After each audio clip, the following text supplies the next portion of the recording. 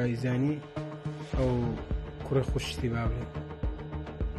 سڵاو لە بنێرانی پایتەخت میدیا،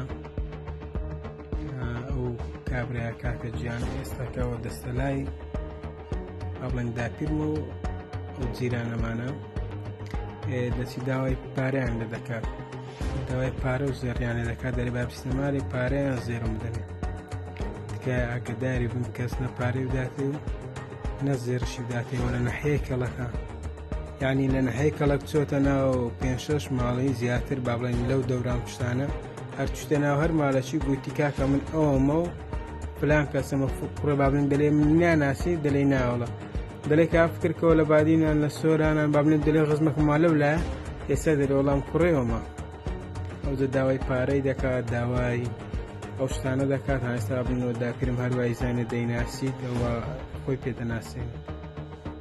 ئەوجە تکایە ئاگدار بیت کەس پارەشتی پێ نەدا. ئەم ڤیدیۆیە تایبەتە پایتەخت میدیا.